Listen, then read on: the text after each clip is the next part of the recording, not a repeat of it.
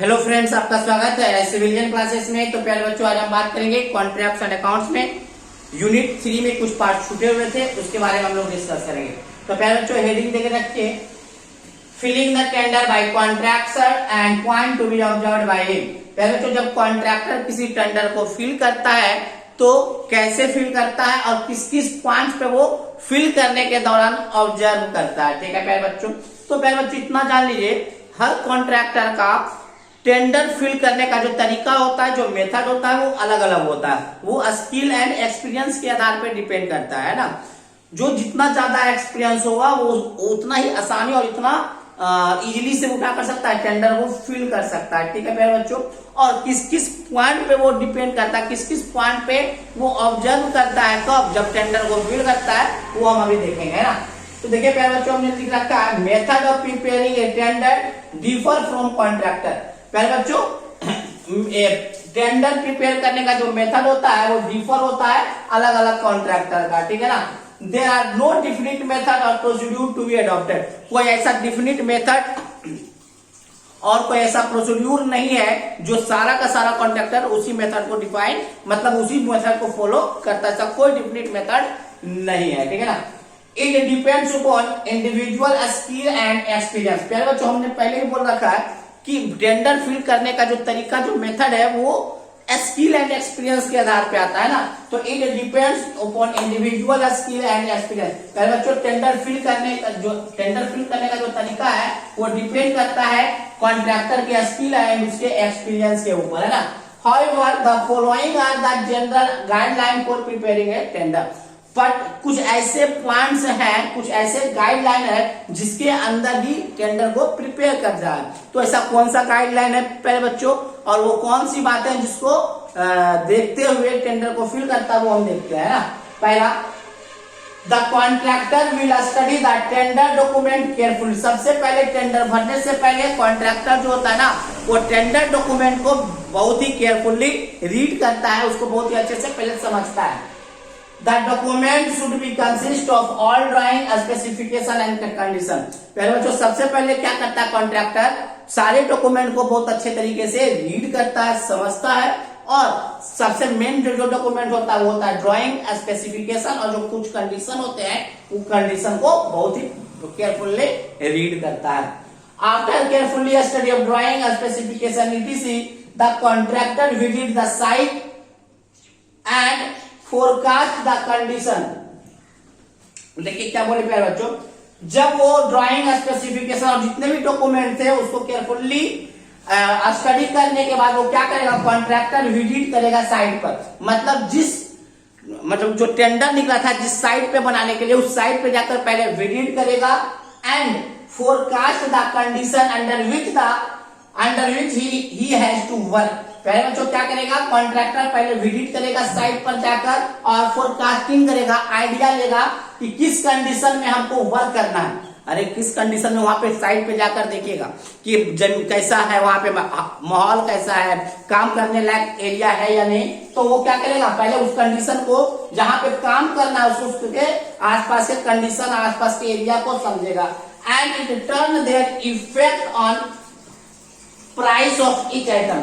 और उसके बाद क्या करेगा, पहले बच्चों, जब वहां पे साइट पे जाएगा तब पता चलेगा कि टेंडर जब हम भरेंगे, अरे टेंडर भरने से पहले उसको एस्टिमेट करना पड़ेगा। एस्टिमेट कैसे पता चलेगा, अरे पटना का भाव कुछ, स्टील ही लेना है, सीमेंट ही लेना है, तो पटना का भाव कुछ अलग है, शेखपुरा का भाव अलग है, गया का भाव अलग है। तो जिस साइट पे उसको बनाना है उस साइट पे जाना है, साइट पे जाने के बाद उसको बढ़िया से स्टडी करना है, विजिट करना है, फिर देखना है कि हमको किस कंडीशन में वर्क करना है और वहां के आसपास का मार्केट वैल्यू सामान का क्या है and it turn their effect on the price of each item.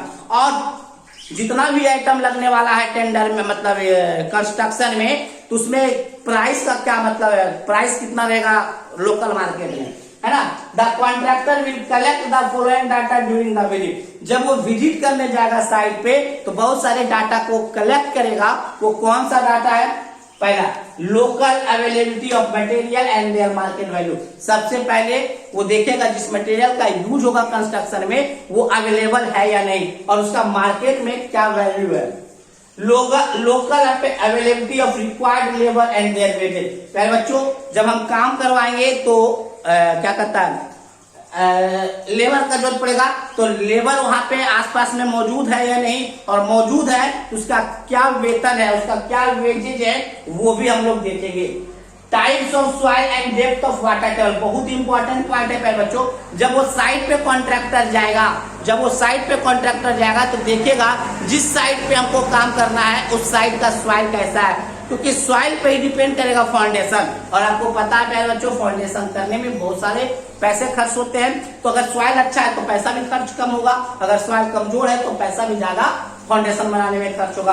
तो बहुत इंपॉर्टेंट पॉइंट है टाइप्स ऑफ सॉइल को जानना, एंड ये जानना कि उस साइट पे डेप्थ ऑफ वाटर टेबल कितने नीचा है ना, उस पर भी पैसा डिपेंड करता है। डेप्थ ऑफ वाटर टेबल जितना ज्यादा नीचा हो उतना बढ़िया कंस्ट्रक्शन होता है, ठीक है ना।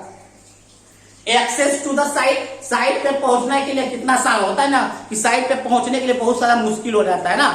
मतलब कि मान लीजिए कोई देहाती एरिया, वहां पे बस उस नहीं जाता है, बहुत मुश्किल हो जाएगा, और शहरी एरिया आता है, पहुंचना बहुत आसान हो जाएगा। तो साइट पे पहुंचना कितना आसान है वो भी देखेंगे। Source of water and its cost, पहले बच्चों अगर आसपास मान लीजिए जब हम कंस्ट्रक्शन करेंगे तो पानी का जरूरत पड़ेगा, तो उस पानी का सोर्स क्या है, और अगर सोर्स नहीं है तो खरीदना पड़ेगा, तो खरीदने का उसका क्या प्राइस है। तो प्यारे बच्चों इन सारे पॉइंट्स को देखते हुए कॉन्ट्रैक्टर क्या करता है, फिल करता है टेंडर को। और कैसे फिल करता है, पहले सब सारे पॉइंट्स को पहले ऑब्जर्व करता है, ऑब्जर्व करने के बाद इतने सारे पॉइंट्स को देखते हुए क्या करता है, एस्टिमेशन तैयार करता है। एस्टिमेशन तैयार करने के बाद वो टेंडर को फिल करता है, ठीक है प्यारे बच्चों। तो चलिए इसको पहले नोट डाउन कर लीजिए।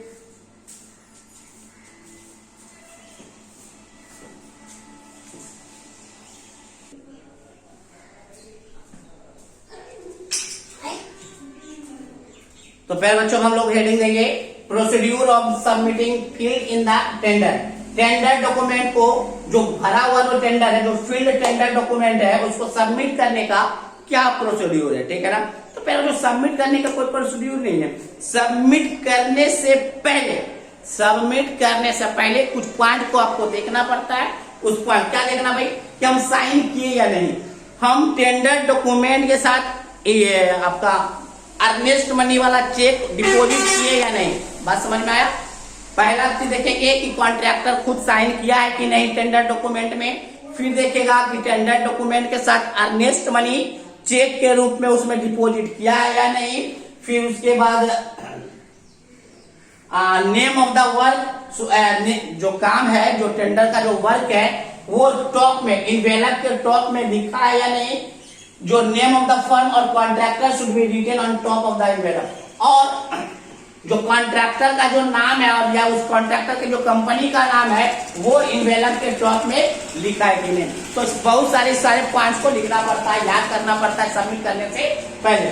तो before submitting the tender it is checked to avoid mistake. पहले बच्चों टेंडर को सबमिट करने से पहले कुछ मिस्टेक नहीं हो जाए, मिस्टेक को अवॉइड करने के लिए कुछ बातें को चेक करना पड़ता है। पहला, टेंडर साइन हुआ है कि नहीं, चेक डिपॉजिट हुआ है कि नहीं, इंक्लोज हुआ है कि नहीं इनवेलप में, and put into sealed cover, उसको सील्ड कवर के साथ उसको पैक किया गया है या नहीं।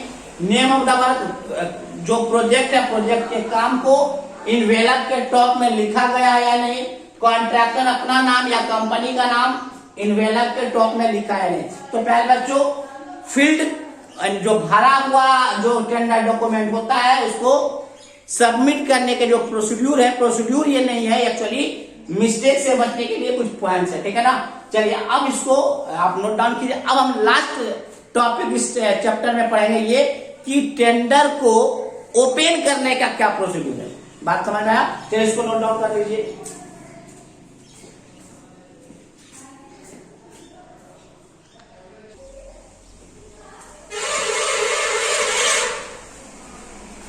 तो पहला बच्चों हम लोग देखेंगे procedure of opening of tender.